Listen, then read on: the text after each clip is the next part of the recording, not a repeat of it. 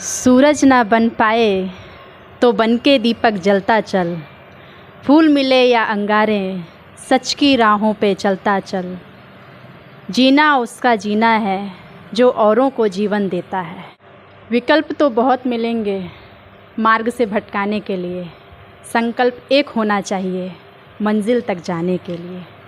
ठीक इसी तरह का दृढ़ संकल्पित और मजबूत इरादे रखने वाली समाज सेविका जन सशक्तिकरण संस्थान की राष्ट्रीय अध्यक्ष आदरणीय रानू शर्मा जी से रूबरू होते हैं और उनके जनहितैषी कार्यों के बारे में जानते हैं। भेड़ाघाट टॉक लाइव न्यूज़ में रानू जी आपका बहुत बहुत स्वागत है।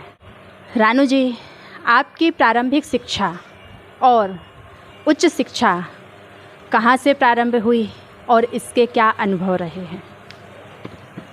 नमस्कार, मैं रानू शर्मा प्रयास जन सशक्तिकरण संस्थान से। मुझे बहुत खुशी हो रही है आप सभी से मिलकर। और मेरी जो प्रारंभिक शिक्षा है वो एक सरकारी स्कूल से हुई है, जो कि अपना गढ़ा आनंद कुंज में जो स्कूल है वहाँ से मेरी पढ़ाई हुई है। मैंने 1 to 5th वहाँ पढ़ाई की है।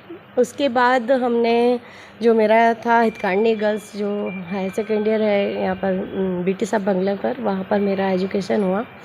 उसके बाद मैं जिस जगह पर बैठी हुई हूँ उसके आगे की पढ़ाई मेरी यहाँ हुई और उसका श्रेय मेरी माता जी को जाता है कि हम लोगों ने मतलब इन्हें मुझे आगे की पढ़ाई करने की प्रेरणा दी। और फिर मैंने यहाँ से पढ़ाई की, करने के बाद एमए किया, बीए किया, एमए किया, डबल एमए किया, डीएलएड किया, पीजीडीसी किया। ऐसे करते करते मेरी बहुत सारी शिक्षा है जो मेरी माताजी के सपोर्ट के कारण मैंने मतलब पूरी तैयारी को की।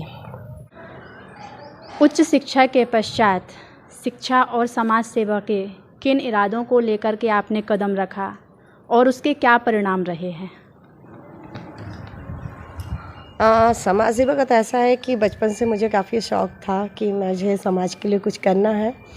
इसी में मेरे मन में एक दिन 2013 में मेरे मन में एक विचार आया कि क्यों ना हम समाज में के लिए कुछ करें।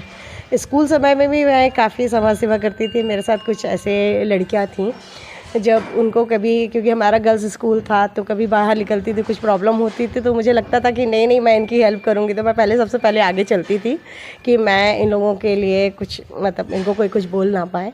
ऐसे करते करते मन में जब यहाँ पर 2018 हुआ, मैंने कुछ संस्थाएं ज्वाइन की। कुछ संस्थाओं में मैंने समाज सेवा काम किए।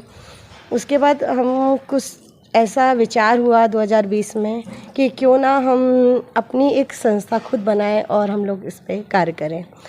तो ऐसे ही बैठे बैठे यही प्लेटफॉर्म है जहां आज हम बैठे हुए हैं। यहाँ बैठकर हम लोग विचार कर रहे थे, मैं, माता जी, भैया, कि क्यों ना हम लोग एक मतलब छोटा सा एक प्रयास करें। और प्रयास करने के साथ साथ ऐसा हुआ कि प्रयास नाम से ही एक संस्था हमने बनाई और हम उस पर कार्य कर रहे हैं। बेशक समाज सेवा में आपने अनेक अनुकरणीय कार्य किए हैं। ऐसा कोई कार्य जिससे आपको बेहद खुशी हुई हो और लोगों को फ़ायदा हुआ हो? इंसानों में तो मैंने बहुत सारे काम ऐसे किए हुए हैं कि मुझे काफ़ी खुशी मिलती है। लेकिन कह सकते हैं कि समाज का जो एक सामने जब कभी कुछ ऐसी चीज़ें आती हैं तो मुझे लगता है कि क्यों ना हम इस पर बढ़ चढ़ कर काम करें। और हम लोग बस एक छोटा सा प्रयास करते रहते हैं। मुझे खुशी तब बहुत मिली जब मैं एक छिंदवाड़ा से एक लड़की थी जिसकी बहुत कम उम्र में शादी कर दी गई थी उसके माँ बाप के द्वारा। लेकिन ऐसी स्थिति हुई कि वहाँ पर जब वो कम उम्र में शादी हुई और उसको जिस तरीके से प्रताड़ित किया जा रहा था, उस बच्ची का फेस देख के मुझे ऐसा मतलब इतना हर्ट हो रहा था कि बाप रे, इस बच्ची को इतनी कम उम्र में क्यों इतना मतलब तकलीफ़ मिल रही है। हम लोग उसको यहाँ लेकर आए, उसकी माँ को हैंड ओवर किया तो माँ ने साफ मना कर दिया उस लड़की को रखने से। क्योंकि वो लड़की, उसकी माँ की स्थिति, आर्थिक स्थिति ठीक नहीं थी कि वो अपनी बच्ची को पाल सके। फिर भी हम लोगों ने वो काफ़ी कोशिश की। उसके बाद उसने क्या किया, उसकी माँ ने फिर वहीं छिंदवाड़ा उसको भेज दिया, वापस कर दिया। कुछ दिनों बाद हमारे जो लीगल सेल है, टीम है, एडवोकेट्स जो सारे लोग हैं, इन लोगों ने, सब लोगों ने फिर उस बच्ची को लेकर आए, वन स्टॉप सेंटर भेजा। वन स्टॉप सेंटर में भेजने के बाद उस लड़की को उस माँ के साथ तो नहीं रहना था। काफ़ी हम लोगों ने उसकी माँ को बुलाया, काउंसलिंग की और बच्ची को काफ़ी समझाने की कोशिश की, माँ को समझाया। एक ऐसे ही स्थिति हुई कि माँ आखिर में पिघल गई और आज भी वो बच्ची को अपने पास रखी हुई है। और मुझे उसको देखकर इतनी खुशी हो रही है अब कि वो बच्ची एक जिस तरीके से, जहाँ पर वो इतनी तकलीफ़ में थी, और आज बहुत अच्छे तरीके से अपनी माँ के साथ है। प्रयास जन सशक्तिकरण संस्थान के क्या नियम और सिद्धांत हैं? इसके विस्तार के लिए आप क्या प्रयास कर रही हैं और इसमें कहाँ तक सफलता प्राप्त की है? प्रयास संस्थान के नियम और सिद्धांत तो ये हैं कि हमको हर एक फील्ड पे कार्य करना है, और कार्य के साथ साथ जैसे हमने अभी महिलाओं को सशक्त बनाने के लिए हम लोगों ने काफ़ी कोशिश कर रहे हैं। जो बच्चे हैं, ऐसे बच्चे हैं जिनको मतलब पर्टिकुलर शिक्षा की ज़रूरत है, हम लोग उनको अपने पास रख रहे हैं और उनको शिक्षित कर रहे हैं। और नियम के साथ साथ ऐसा है कि मतलब हम हर एक फील्ड, हर एक टॉपिक पे कार्य करना चाह रहे हैं। हमारी जो प्रयास जो जन सशक्तिकरण संस्थान है, वो जिला में, प्रदेश में, तहसील में, सारी जगह पर फैली हुई है, और अभी जो है वो राष्ट्रीय लेवल पर विस्तार हो रहा है। आगे भी हमारी जो टीम है वो प्रयासरत है कि हमारी संस्था को एक बहुत अच्छा मतलब एक प्लेटफॉर्म पहुंचाए। और अभी तक मुझे काफ़ी तक सफलता मिली हुई है, क्योंकि मेरी जो प्रयास जो परिवार है, इसने इतनी कड़ी मेहनत के साथ साथ आज प्रयास को जिला लेवल एवं प्रदेश पर इतना विस्तार कर चुका है कि जिसमें हर व्यक्ति के मुंह पर प्रयास नाम है। बात करें हम गौ सेवा, मानव सेवा, समाज सेवा या राष्ट्र सेवा या पर्यावरण को संभालने की प्रेरणा आप में कहाँ से जागी और आप अभी तक इसमें कहाँ तक सफल रही हैं? गौ सेवा की बात करें तो बचपन से मैं अपने घर पर ही देखती आ रही हूँ, क्योंकि मेरे पिताजी गौ सेवा करते आ रहे हैं और अभी भी हमारे घर में गाय है। तो मुझे देखकर वो काफ़ी प्रेरणा मिलती थी, क्योंकि मेरे पिताजी कहते थे कि गौ हमारी माता है और इसकी सेवा करना एक बहुत बड़ा वो होता है। और जन सेवा करना मेरी एक माता जी हैं, इनसे मैंने सीखा। हमारा स्कूल 98 से चल रहा है, जिसमें हमने देखा कि समाज के लिए माता जी ने काफ़ी कुछ मेहनत की है, और आज वहाँ उन बच्चों तक को शिक्षित करा है जिनके पास सच में कुछ नहीं था। तो मैंने प्रेरणा बहुत सारी इनसे ली हुई है कि मुझे समाज के लिए कुछ कहाँ तक क्या करना है। और कोविड का मैंने इन दिनों देखा कि कोविड काल में जो स्थिति थी, लोगों को प्रॉपर तक खाना नहीं मिल रहा था, जहाँ लोग निकलते नहीं थे घर से, तो हम लोग मेरे घर में भी काफ़ी मना करते थे, नहीं कोविड में निकलना नहीं है। लेकिन उसके बाद भी मुझे ऐसा लगता था नहीं, जो लोग भूखे और प्यासे घूम रहे हैं, जिनको प्रॉपर तरीके से लोग जा रहे हैं, अपने घरों तक पैदल यात्रा कर रहे हैं, तो हम लोगों ने सोचा क्यों ना हम इनकी मदद करें। हम लोग घर में खुद खाना बनाते थे, और खाना बनाकर हम लोग पैकेट बनाते थे। दिन भर हमारी टीम के कुछ ऐसे लोग हैं जिन्होंने बहुत उस कोविड काल में बहुत मेहनत की थी। प्रभा, मनीषा, ऐसे करके सोनू और भी अभिषेक, ऐसे लोग, हम लोग बहुत सारे लोग थे जो हम लोगों ने ग्रुप बनाया हुआ था, जिसमें हम लोगों ने खाना बनाकर हम लोग बनाते थे, पैकेट तैयार करते थे, और दोपहर में, दिन में, जहाँ भी जो मिलता था हम लोग उनको खाना डिस्ट्रीब्यूट करते थे। हर अच्छे बड़े कार्यों को करने के लिए परेशानी और विरोध का सामना करना पड़ता है।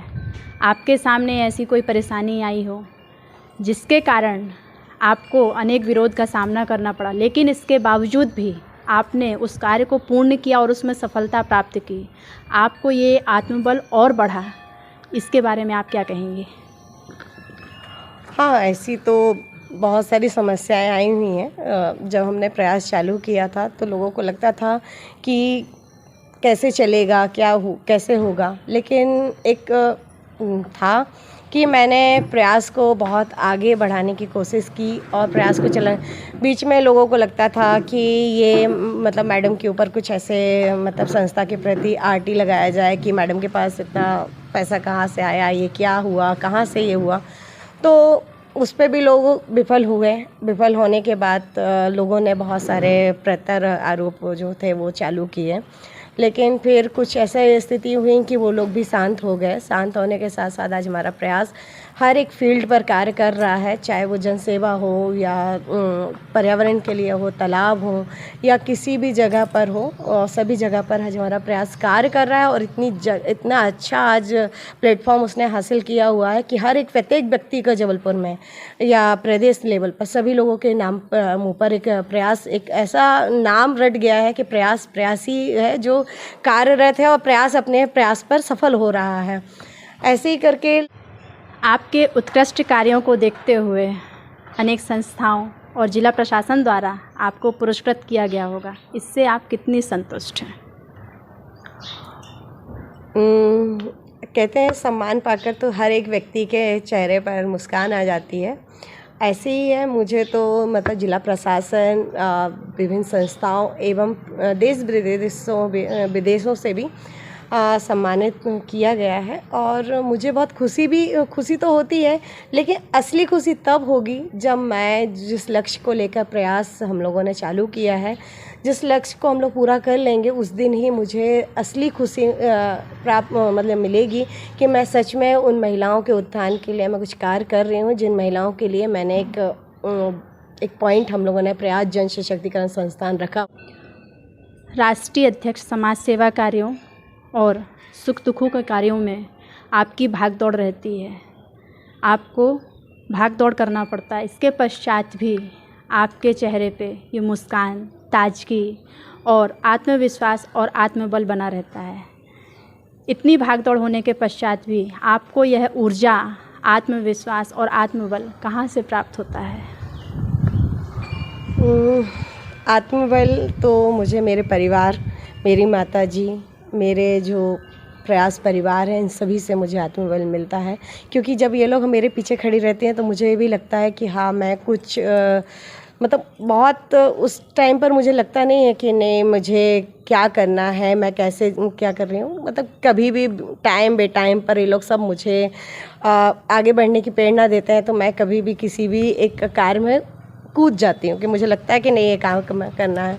जब लगता है मुझे कि मुझे घर से जाना है टाइम बे टाइम, जब मैं वहाँ पर पहुँचती हूँ और उन महिलाओं या जो भी मेरे सामने समस्याएं होती हैं, उन समस्याओं का जब मैं निराकरण करती हूँ, तो मुझे अंदर से जब उनका फेस से एक मुस्कुराहट देखती हूँ, तो मुझे खुद उसमें एक इतना मतलब महसूस होता है, मेरे चेहरे में भी हंसी और खुशी मिलती है मुझे कि मैं इनके लिए कुछ कर पा रही हूँ।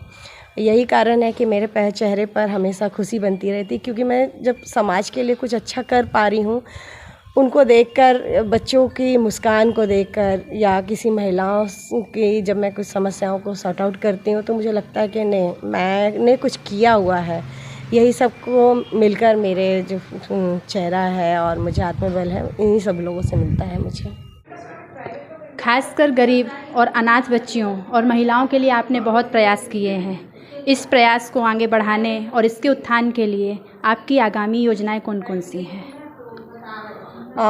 गरीबों की महिला जो बच्चियां हैं, हम लोगों ने 7-8 समथिंग ऐसी बच्चियों की मैरिज करवाई हुई है जो विकलांग थी, और विकलांग महिलाओं को की मतलब बच्चियों की हम लोगों ने शादी कराई। ऐसे जो बच्चे हैं जो शिक्षित नहीं थे, अभी हम लोगों ने एक पौड़ शिक्षा जो है अक्षर साथी के तहत वो हम लोगों ने चालू करवाई है, जिसमें हम महिलाओं और बच्चों को, जो बच्चे 10th-12th पढ़े नहीं हैं या उनने पढ़ाई छोड़ दी किसी कारणवश, उनको हम लोग एजुकेशन मस्ट करा रहे हैं। आगामी योजना ऐसा है कि हम महिलाओं के लिए कुछ प्रशिक्षण केंद्र ओपन कर रहे हैं, जो बहुत जल्दी प्रशिक्षण केंद्र ओपन हो जाएंगे, जिसमें महिलाओं को स्वावलंबिक एवं आत्मनिर्भर बनाने के लिए उनको ट्रेनिंग दी जाएगी। बहुत बहुत धन्यवाद आपका, जो आप हमारे दर्शकों से रूबरू हुई और अपने विचारों को साझा किया। भेड़ाघाट टॉक लाइव न्यूज़ के माध्यम से आप लोगों और समाज को क्या संदेश देना चाहती हैं?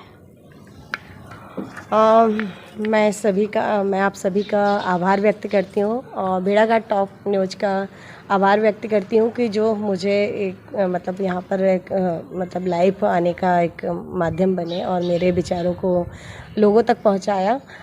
मैं प्रत्येक मतलब महिलाओं से एक वो करती हूँ, जहाँ भी जो महिलाओं को कोई समस्या आती है तो हमारी प्रयास जन सशक्ति संस्थान और भेड़ाघाट टॉप न्यूज़ हमेशा उनकी मदद के लिए खड़ा रहेगा। जहाँ भी लगता है कि मतलब कुछ मेरे नंबर्स वगैरह सामने मतलब वो होंगे, आपको लगता है कि यहाँ पर मुझे कोई बहुत ज़्यादा गंभीर समस्या है या घरेलू हिंसा से प्रताड़ित हैं या बच्चों को एजुकेशन नहीं मिल पा रहा है या कोई भी जन मुद्दा है, तो हमारा भेड़ाघाट जो टॉप न्यूज़ है वो तो इस पर दिन रात काम कर रहा है। और आप यहाँ भी पहुँचेंगे, मेरे तक पहुँचेंगे तो आपकी जो समस्याएं हैं उनका निराकरण तुरंत किया जाएगा।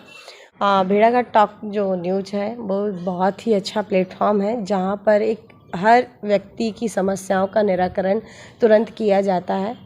और ये चैनल हम सबका चैनल है, इसे आप सभी लोग सब्सक्राइब करिए, जिसमें ये अधिक से अधिक लोगों तक ये चैनल पहुँचे और जो अपनी एक आवाज़ रखने का एक बहुत ही अच्छा प्लेटफॉर्म है। यहाँ पर पहुंचकर आप सभी अपनी अपनी आवाज़ों को, अपनी मतलब जो प्रतिभाएं हैं उन सबको वहाँ तक पहुँचा सकें।